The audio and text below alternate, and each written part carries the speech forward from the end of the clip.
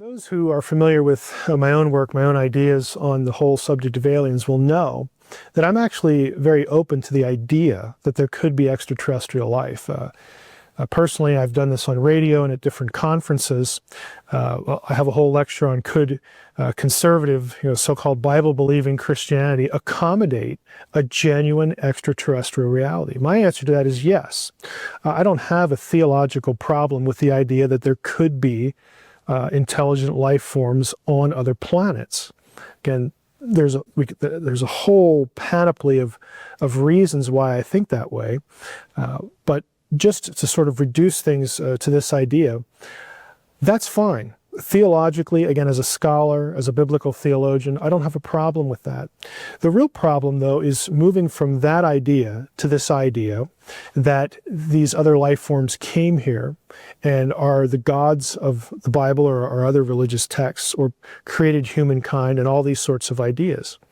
To date, there hasn't been a specific piece of evidence, not only for intelligent alien life, but that any intelligent alien life ever came here and did any of those things. And frankly, for me, before I could even entertain the notion that an intelligent alien being had anything to do with human history at all, I would have to first know that one of those exists. Then it would be on the table. Until I know that, it can't be on the table by definition. And I'll go even further than that. Let's say that we knew that aliens existed, and one of them came here, and one of them showed up at my door and knocked on the door politely and said, "I'm here, I'm an alien, you can't explain me away, and I am responsible in some way, either whole or in part, for the creation of humankind."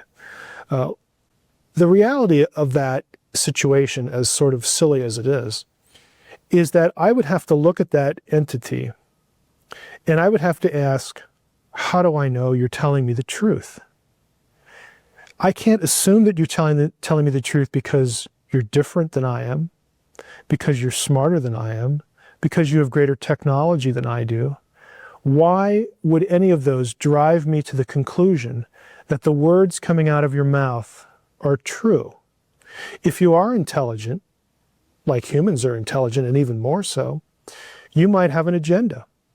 You might be telling me something so that I am receptive to some other idea you want me to believe as well. The fact is, I just don't know. And the fact that you're just here speaking to me doesn't really work in terms of being unassailable truth. It doesn't answer my fundamental question, how do I know you're telling me the truth? It's just a fundamental disconnect.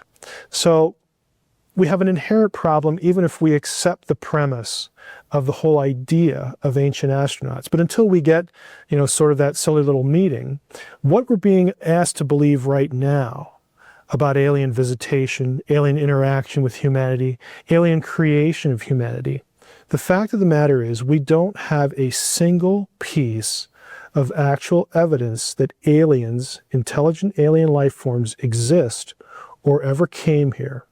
And that's pretty much where it's at least to date right now.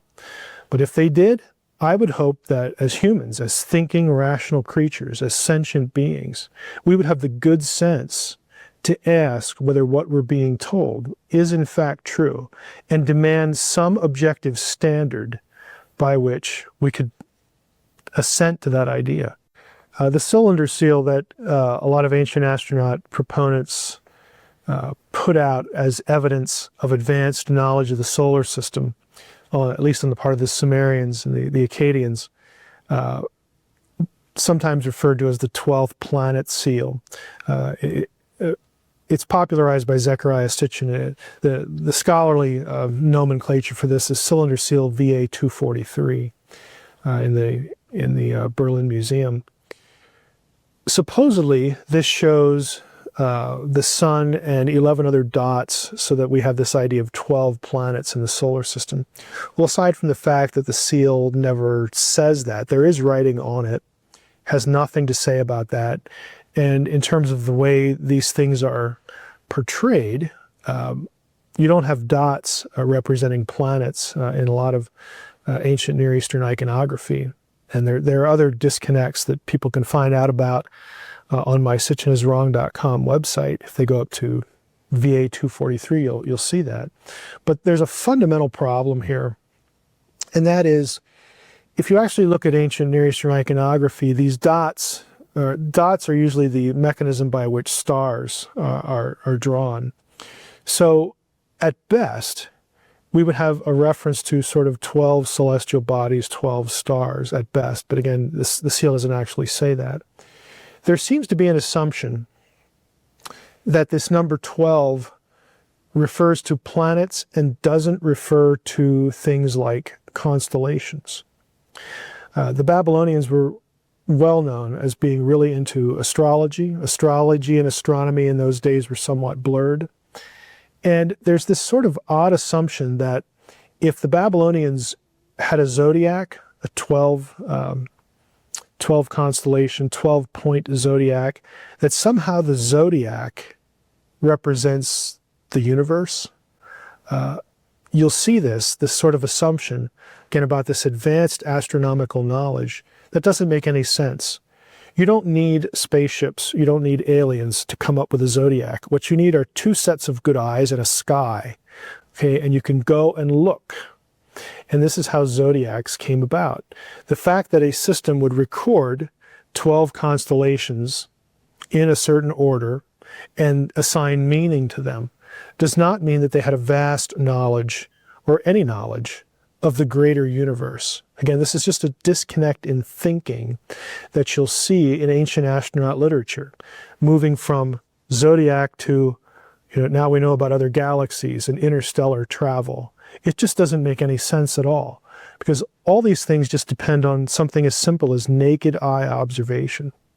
I often get sent pictures of what are purported to be and what to our eye looks like some sort of serpentine feminine figure, some sort of figurine or idol or something from Mesopotamia, with some note about, here's an Anunnaki. The Anunnaki are the reptilian race that controls the planet, yada, yada, yada.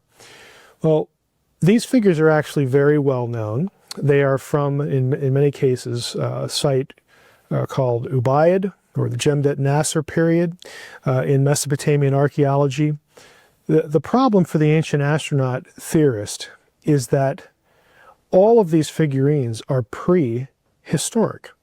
Just go up, Google them, Google Ubaid, U-B-A-I-D, on the internet with figurine and put something in like serpent or reptile or something. You're going to get information on them. They're all prehistoric sites, which means, by definition, they were created and put there before writing.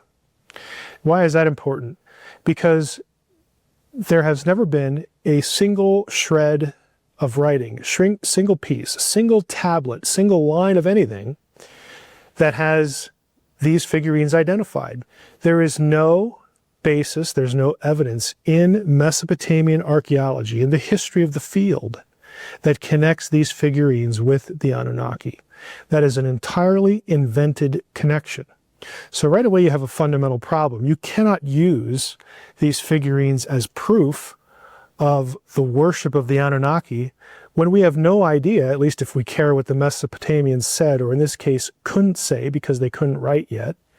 If we care about what the Mesopotamians left us, if we're going to honor that, we can't make these claims. They have no basis in the evidentiary record.